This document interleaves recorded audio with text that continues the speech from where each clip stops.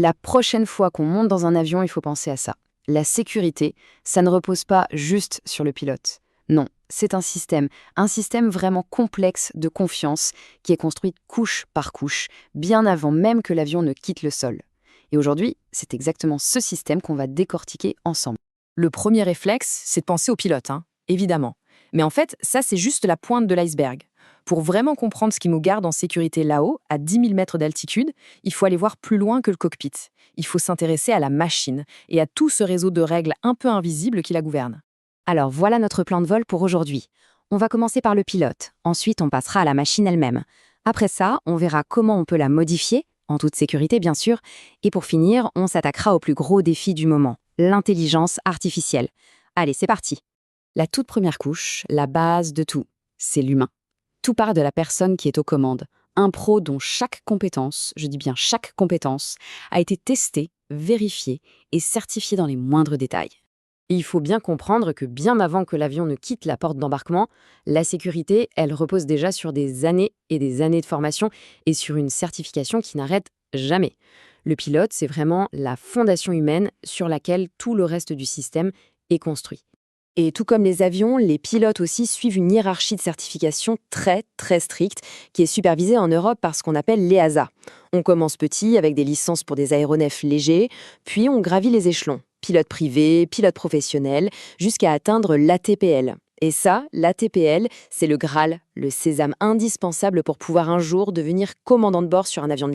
Bon, maintenant qu'on a vu le pilote, passons à la machine. Parce que, évidemment, il ne suffit pas de construire un avion.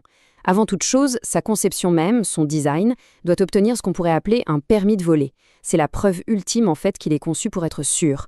Et ce fameux permis, son nom officiel, c'est le certificat de type, ou TC en abrégé. C'est le document clé qui vient confirmer qu'un nouveau modèle d'avion, disons un Airbus A320 ou un Boeing 797, respecte absolument toutes les normes de sécurité exigées par les autorités. Et attention, sans ce certificat, pas un seul avion de ce modèle ne peut être produit en série. C'est aussi simple que ça. Et pour obtenir ce certificat, là, c'est un processus absolument titanesque. Il faut imaginer des milliers de pages de documents de conception, des prototypes qui sont construits et poussés à leurs limites, que ce soit au sol ou en vol. Il y en a même un qui est littéralement détruit juste pour tester sa résistance structurelle. C'est seulement après avoir passé cette véritable épreuve du feu que le certificat de type est enfin accordé. Une fois qu'il est obtenu, ce certificat de type devient la référence absolue. La Bible, si on veut. Chaque appareil qui sort de la chaîne de montage doit être une copie conforme, une réplique parfaite de cette conception qui a été certifiée. Il n'y a aucune marge de manœuvre, c'est non négociable. Ok, tout ça c'est bien beau, mais les avions, ça vit, ça évolue, ça ne reste pas figé dans le temps. Ils ont besoin de mise à niveau, de nouvelles technologies, de réparation. Alors la question c'est, comment on fait pour maintenir la sécurité quand on se met à modifier une conception qui a déjà été certifiée? Et là, on touche à un vrai casse-tête, parce que chaque modification, même la plus petite en apparence, sur un avion qui est déjà en service, eh bien c'est un risque potentiel. Le système doit donc encadrer ces changements de manière hyper rigoureuse. La règle numéro 1, c'est simple. On ne s'improvise pas modificateur d'avion. Pour avoir le droit de le faire, une entreprise doit d'abord obtenir un agrément bien spécifique, l'agrément d'organisme de conception, ou DOA. C'est une sorte de permis de concevoir, qui prouve que cette entreprise a les bonnes personnes, les bons experts et surtout les bonnes procédures pour modifier un avion sans jamais compromettre sa sécurité. Alors, quand un organisme qui a ce fameux DOA conçoit une modification qu'on qualifie de majeure, par exemple installer un tout nouveau système de navigation ou reconfigurer complètement la cabine, cette modification, elle doit être approuvée via un autre document. Ça s'appelle un certificat de type supplémentaire ou STC. Pensez-y comme une sorte d'add-on, une extension certifiée qui vient se greffer à la conception originale de l'avion. Donc si on résume, il y a deux grands chemins possibles pour modifier un avion. Soit c'est le constructeur d'origine lui-même qui met à jour son propre certificat de type, par exemple pour lancer une nouvelle version de son avion, soit c'est une entreprise spécialisée, un tiers, qui obtient un STC pour sa propre modification. Mais au final, que ce soit par l'une ou l'autre voie, l'objectif reste exactement le même, s'assurer que le changement est documenté, testé et qu'il est absolument sûr. Bon, jusqu'ici tout va bien. Mais maintenant, on arrive au défi le plus actuel, le plus complexe. Tout ce système dont on vient de parler, il a été pensé et construit pour des pièces physiques, en métal, et pour des logiciels, disons, prévisibles. Sauf que voilà, L'intelligence artificielle est en train de tout chambouler. Et ça nous amène à la question à 1 million. Comment on certifie un code qui apprend? C'est ça le cœur du problème. Un système classique, il est déterministe. Ça veut dire qu'il fait exactement ce pourquoi il a été programmé, point. Mais un système d'IA, lui, il est piloté par les données.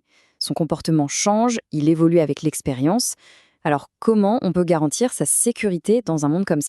C'est vraiment un choc des cultures. D'un côté, on a le monde de la certification, des processus clairs, carrés, définis, documentés, et de l'autre, le monde de l'IA, qui est par nature beaucoup plus flou, beaucoup plus imprévisible. Le défi immense pour les régulateurs aujourd'hui, c'est de réussir à construire un pont solide entre ces deux univers.